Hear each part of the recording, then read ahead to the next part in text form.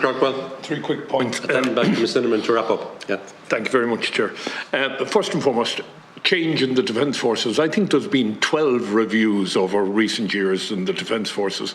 We appointed a head of strategic HR, much to my annoyance, back in 2017. I'm not aware of one single issue or one single change that was brought during the period 2017 to the current date. I do not know why we place strategic HR outside the Defence Forces.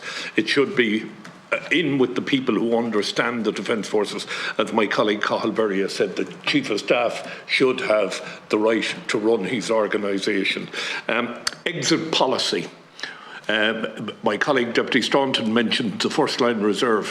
What effort is made when a soldier, an airman or a naval person is getting ready to leave? What effort is made to maintain and hold on to those skills through the first line reserve? I'm not sure that any is. And finally, we're about to enter into a debate, and this is probably outside your remit, on the whole area of neutrality and Ireland's future in the international world.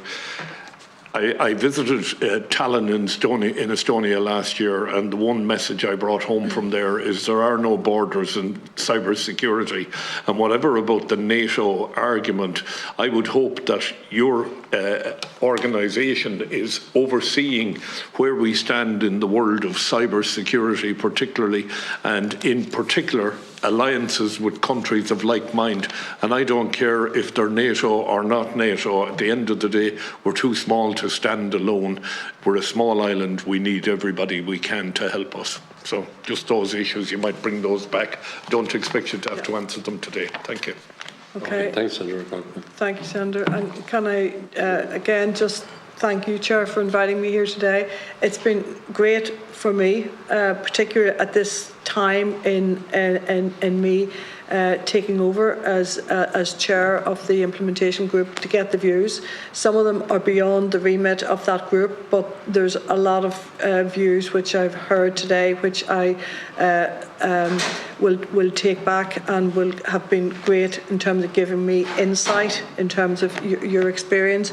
I don't think we can underestimate the scale of work. And while you might say we shouldn't have needed a commission report, I mean, I think we have a commission report which was developed. There's 130 recommendations there. You've talked, Senator, about the number of reports that have been done over the years. And I think between the implementation oversight group, the high-level steering board, which is chaired by John Callan from the Department of the Taoiseach, and with SecGens from all the relevant departments, and then the external oversight board arising from the IRG. I think there is a focus on ensuring that the various reports that have been done and that the transformation agenda, which has been set out very clearly, and I think everybody's unanimous that it has to happen, and that's everything from the HR and culture right through to the budgets and the capability and the investment that's required. From my discussion with the Taoiseach Minister for Defence, I believe there is a commitment to delivering on it. I think it's on the public record in loads of places, and that's one of the key reasons why I'm happy to take on this role and ensure that when we have a detailed implementation plan, that we have a very specific agenda of what needs to happen, when it needs to happen, and that we will be holding the system to account to ensure that the plan is delivered. That's my objective in this. I'm very satisfied from my dealings both with the Defence Forces and the Department of Defence and any person I've interacted with so far, that there is a real commitment to making it happen. But I don't underestimate the scale of that challenge.